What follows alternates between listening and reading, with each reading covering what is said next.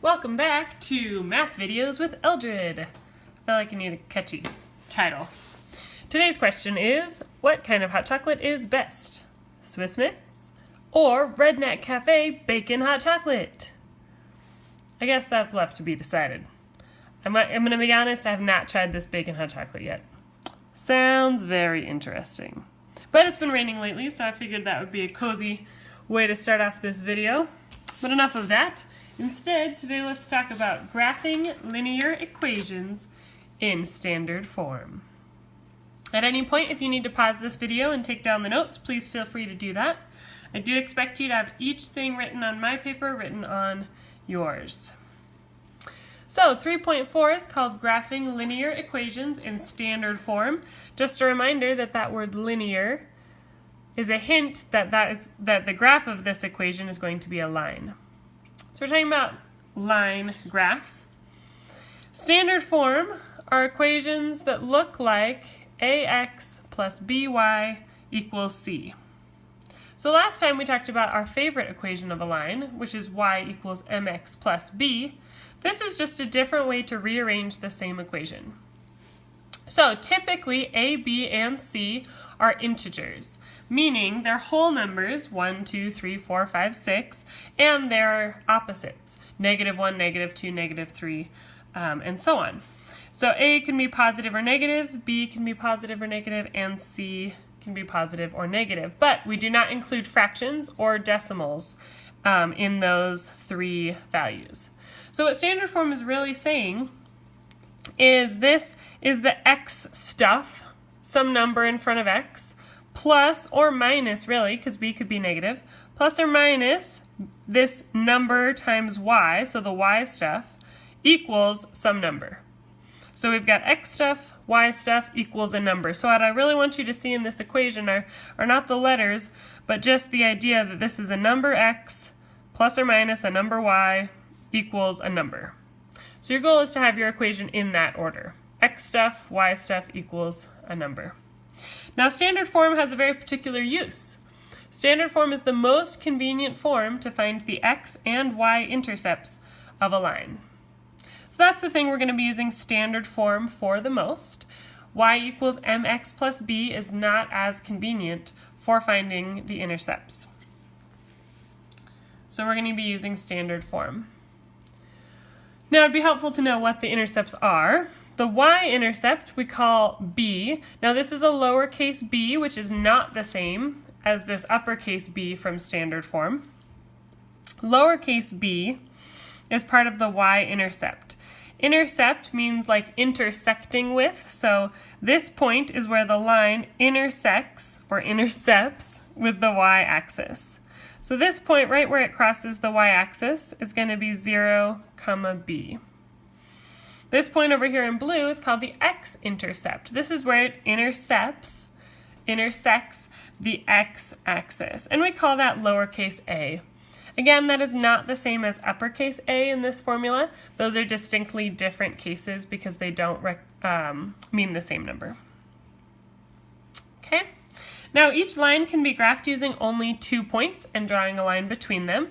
So we can actually graph using just the y-intercept and just the x-intercept. Let me give you the formal definition of x and y-intercepts. The x-intercept in blue on the left here is the x-coordinate of a point where the graph crosses the x-axis. So x-intercept means intercepting the x-axis.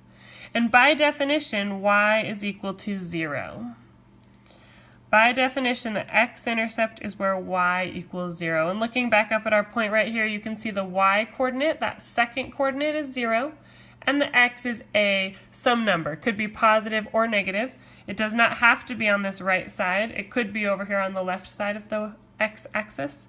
A can be positive or negative. The y-intercept, similarly, is the y-coordinate of a point where the graph crosses the y-axis. So by definition, x is 0. As you can see in this point, x has to be 0, and then the y could be any number, again, positive or negative. Here I've shown it positive, maybe around positive 2. It could also be negative down on this part of the y-axis. So b and a can be either positive or negative numbers, and in the y-intercept, x must be 0. In the x-intercept, y must be 0. And we're going to use that fact to help us find the intercepts.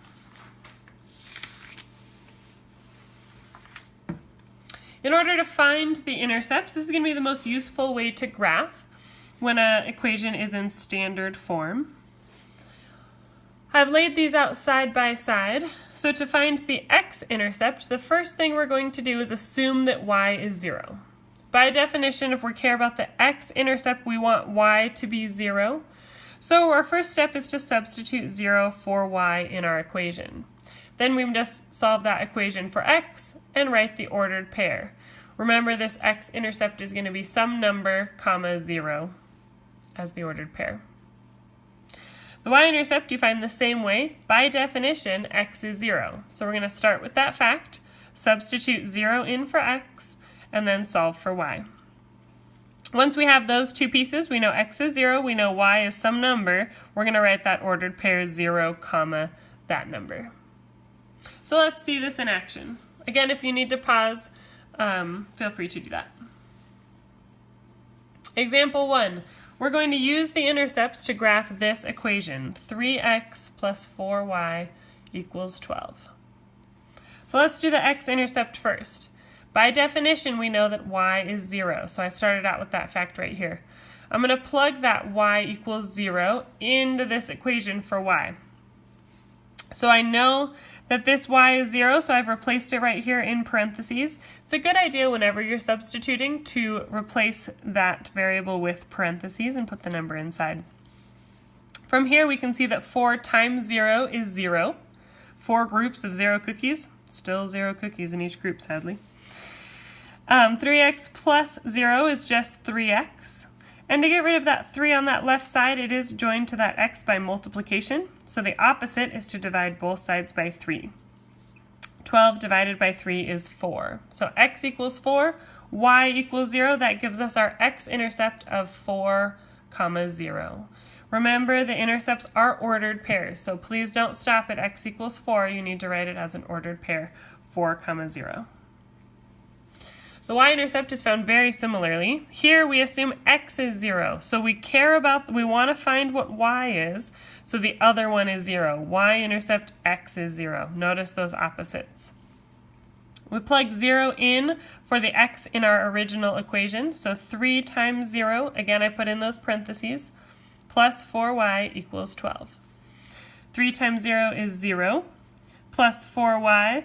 That plus 0 is not really doing anything for us, so we can stop writing that. 4y equals 12.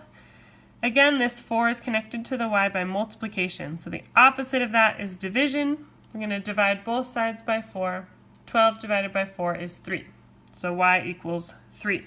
And that gives us the ordered pair 0, comma 3. X is first. Remember, ordered pairs are alphabetical. X, comma y.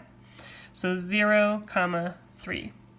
Now there is a shortcut way to do this, and I do it by covering it up on the equation with my finger. So I know that whatever I plug this y equals 0 into my equation, it doesn't matter what number is in front of y, it's going to be 0. So sometimes what I'll do as just a shortcut is take y equals 0 if I was finding the x-intercept, and I just cover up that y term with my finger. The equation that I have left reads 3x equals 12. And that's what I have shown right here, 3x equals 12. So a shortcut, if you don't want to write out all of your steps, is to cover up the y term when we're looking for the x-intercept.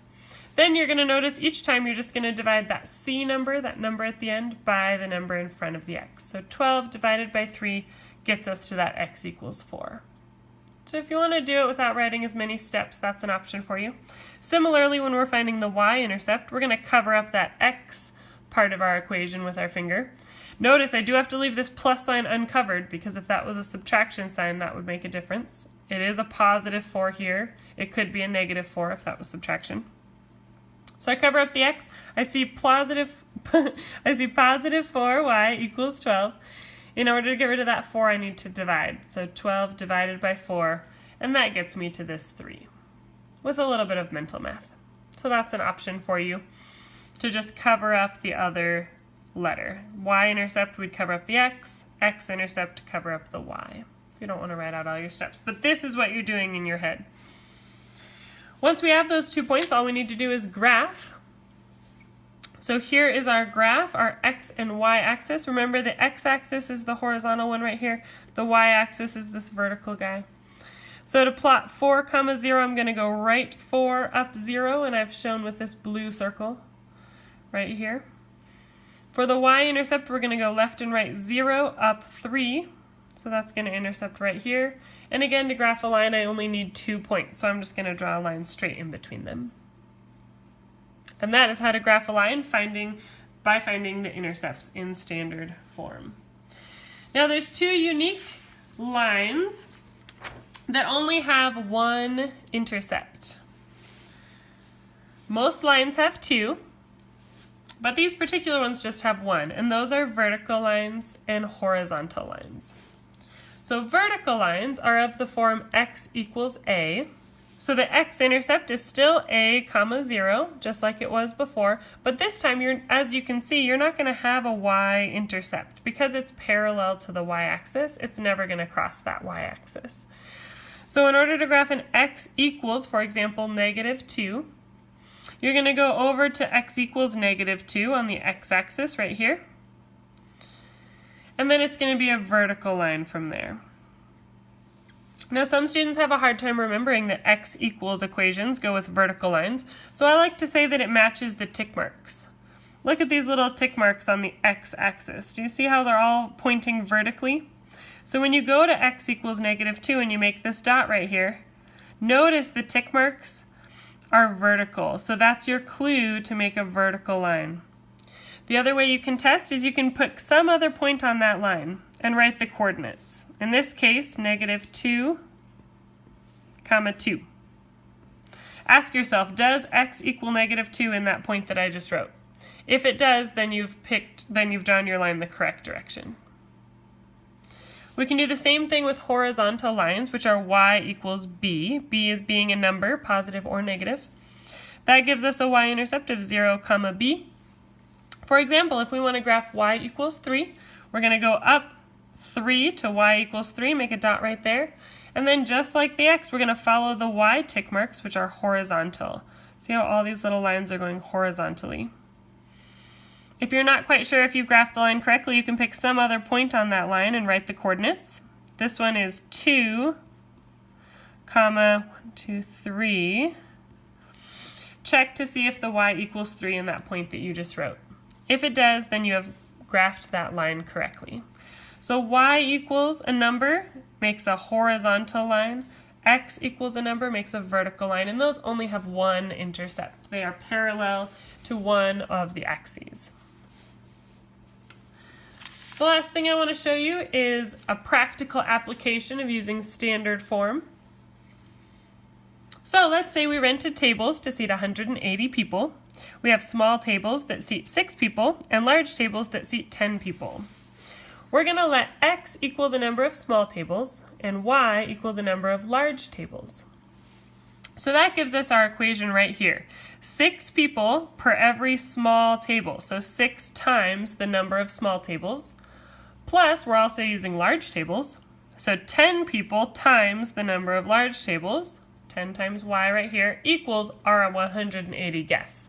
Maybe we're having a party. So this is the equation that represents this situation. Let's look at what the intercepts mean in terms of this situation. The x-intercept means y is 0, so if we use our little trick, let's cover up the y. Now, as you can see, I'm left with this equation, 6x equals 180. So I'm going to divide both sides by 6. 180 divided by 6 is 30. So x equals 30. So my x-intercept, is 30, 0. And I can interpret that in terms of the situation. That's going to be 30 small tables and 0 large tables. So if I only want to use small tables, that's going to be my x-intercept. My y-intercept is where x is 0. So again, I'm going to cover up that x piece. Notice I have 10y equals 180, as you can see right here. In order to get y by itself, I need to divide both sides by 10, so y equals y equals 18. That'd be 18 large tables. So there you go.